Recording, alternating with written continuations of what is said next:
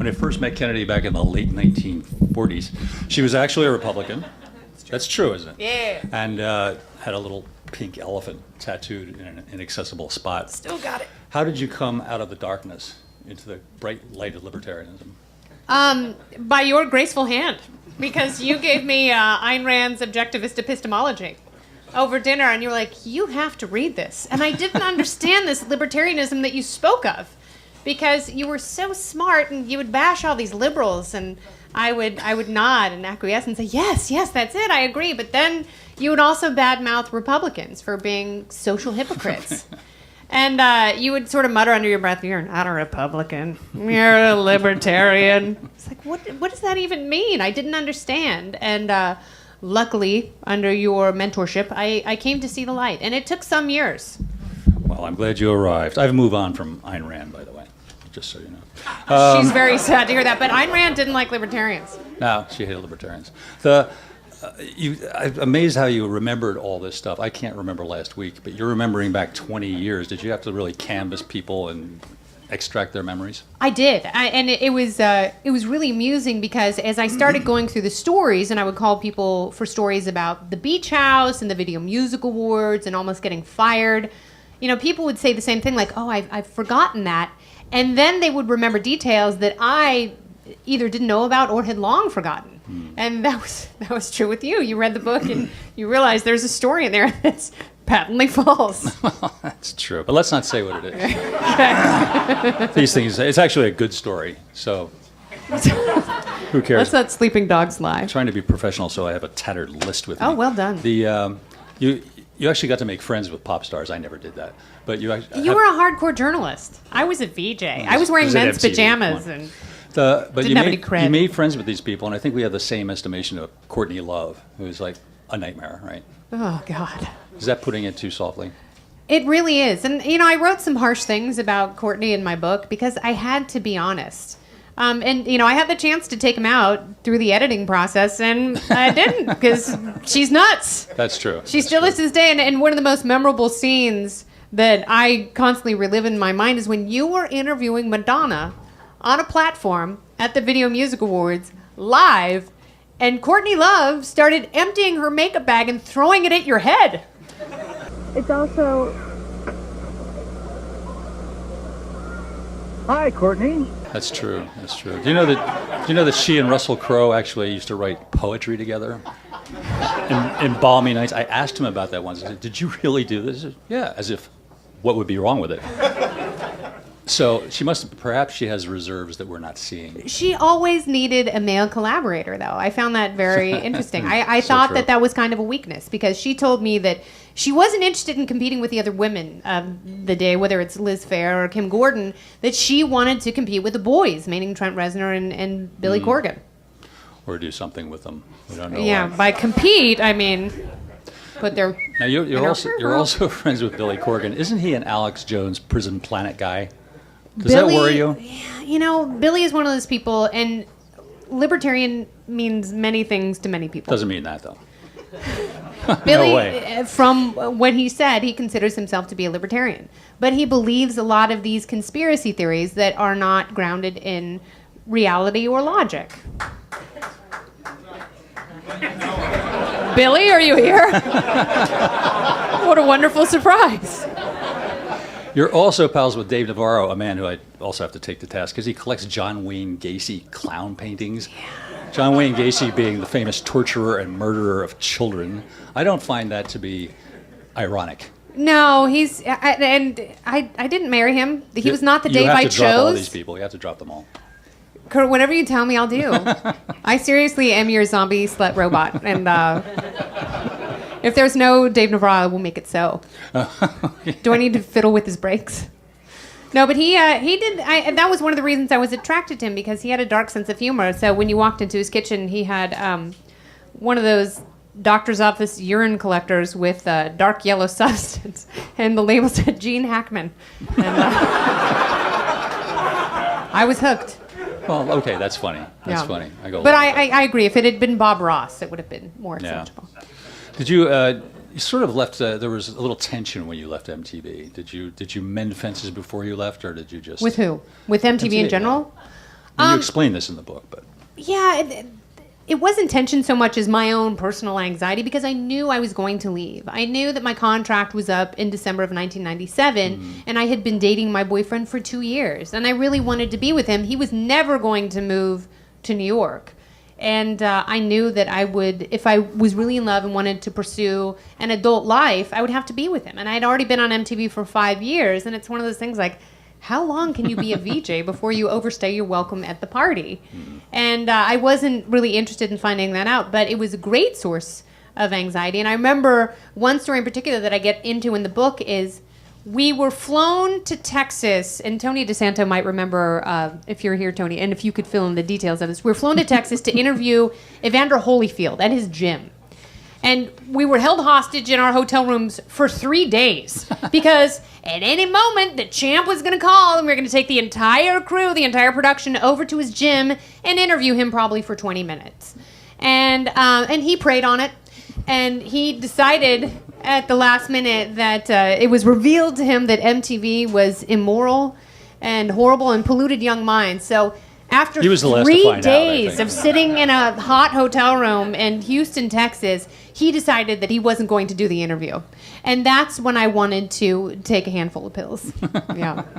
And it was then that I was going to write Andy a letter and be like, dude, I'm so burned out. Andy Schoen was my boss at the time.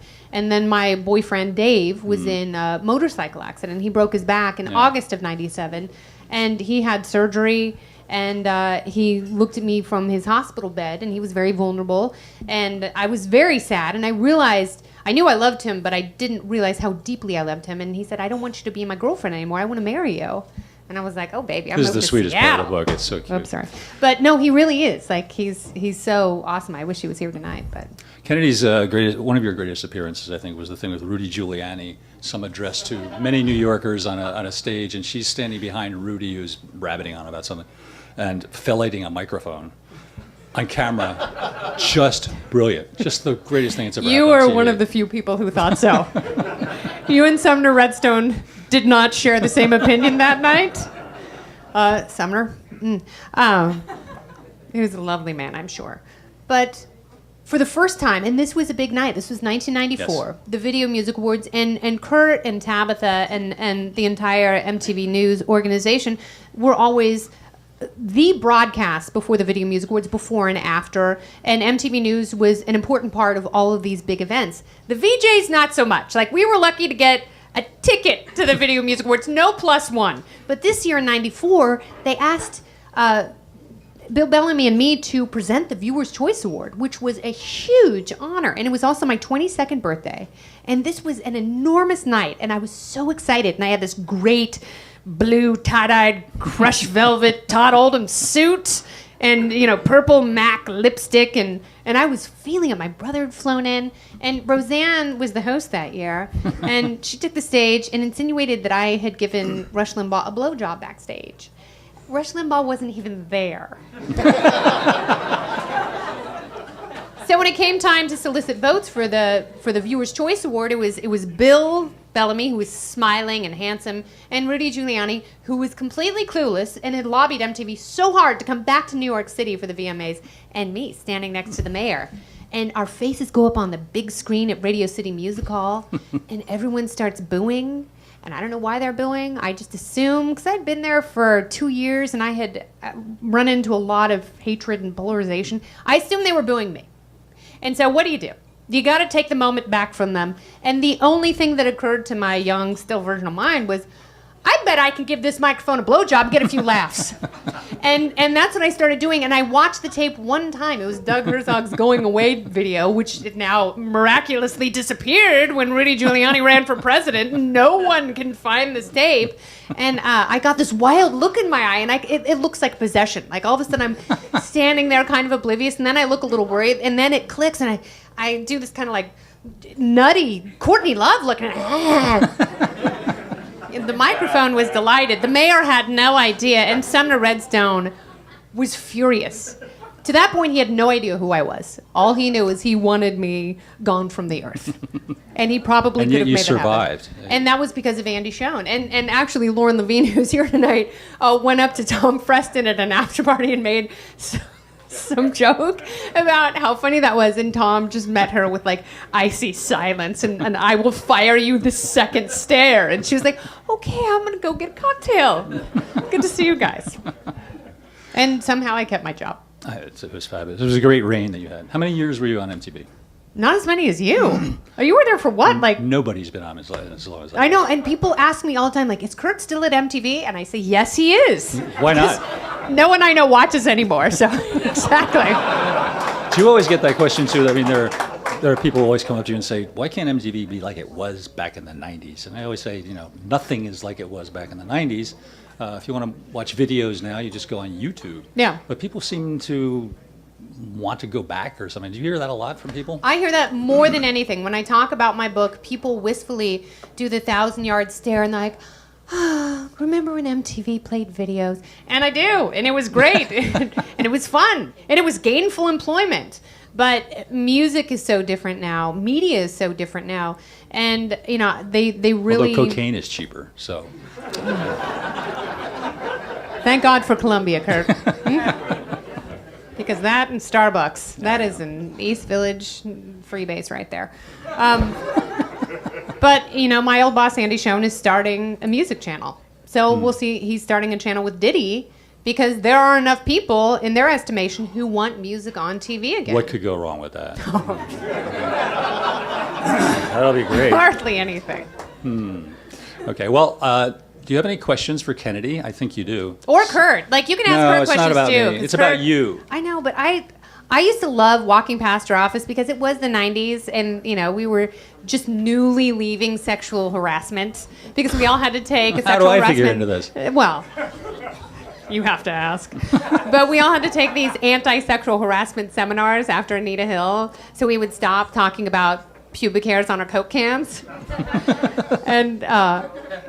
And I would walk past Kurt's office, and it was like the last bastion of political incorrectness because Kurt would be smoking. He would have a snifter of something, probably apple juice, and he'd be smoking in his office. And there'd be people wheezing, walking by dramatically, and Kurt's like, meh. And you would always answer my questions. I think the only thing that you showed any annoyance about, at least with me, was when we would be in the makeup room together. And you would be in the chair getting your makeup done, which was it was hard to get you to sit still for 5 minutes to put makeup on you, but you would eventually do it. And I would be spraying my hair with conditioning spray, trying to defrizz it, and I would Your hair spray you. was bigger then. It was so big. I would spray you in the face, and I just remember Kurt going, and Audrey, our makeup artist, going, girl, can you please wait till Kurt leaves my chair? It's hard enough to get him in here in the first place. I remember going to one of those meetings. It was the golden age of it was even, no, it wasn't more PC than today, but there was a meeting where they'd take everybody, bust them 3 hours away to have a meeting about feel good stuff. And I remember we were in a meeting where there was a facilitator telling about 100 people to imagine being a tree. And you're supposed to, it was just unbelievable. So there was that going on. Did you imagine you were a tobacco tree? Yeah, it was a strange conglomeration of things. I was never allowed on the group excursions after the Rod Stewart incident. What was that? He was backstage at the Jon Stewart show. He was going to be a guest when Jon Stewart had a show on MTV, and Lauren Levine heard about this.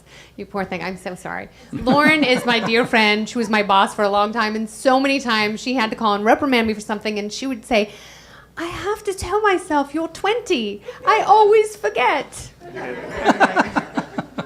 And dog ears, but emotionally I'm like 4. But Rod Stewart was backstage, and I was feeling very impulsive and had a belly full of brownies. Uh-oh. And I was PMSing, and so Rod Stewart was just ripe for the plucking. And so I went in and I'm like, hi, Rod. Did they really pump a quart of semen from your stomach? And then I thought for a minute about what that would actually entail. Who had the Pyrex quart-size pitcher? And, it's like, did they refrigerate it and wait? Like, how many people would it take to make a quart? Like, that's a lot more than you think. I mean, that's an entire aircraft carrier full of several bands. Semen. Yeah. And he said, I'm so sorry, Julian. I know. It's the Museum of Sex, and we really should keep it clean. You're absolutely right. And he said, he laughed it off. He said, oh, that old thing. Oh, a He's heard roadie that made that before. up, blah, blah. You know, it's like, yeah, it's a fun rumor, isn't it? And then I was like, yeah, that's fun, thanks.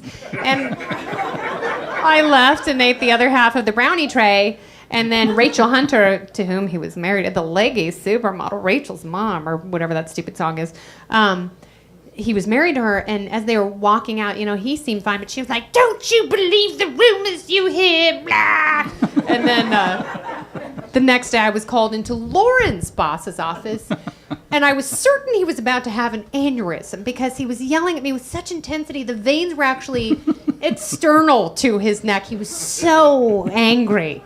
And there had been, you know, a number of things that I had done prior to that. And they were all in the name of fun and love.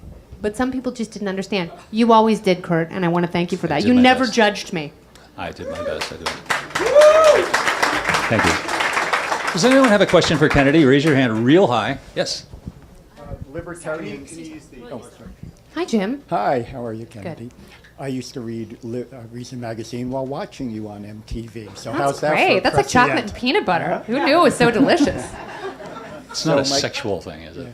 Well, Okay. My question is, it is now. Thanks for that. libertarians are often their own worst enemies when trying to communicate their philosophy and positions to non-libertarians. So what advice or suggestions do you have on how we could do that better? Beyond filleting microphones. Something gentler, perhaps. Do the opposite of what Nick Gillespie does. I'm totally kidding. The absent Nick Gillespie. No, actually, watch what Nick Gillespie does with Rachel Maddow on Bill Maher, and do that every day, because that was probably one of the most satisfying media moments I've ever witnessed.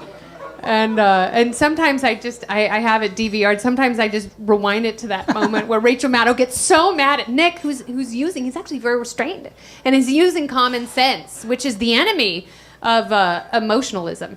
And she just looks at me. She's like, "You don't know me," and that was a major victory. So just keep preaching the common sense. That's all you have to do. Like you don't need conspiracy theories.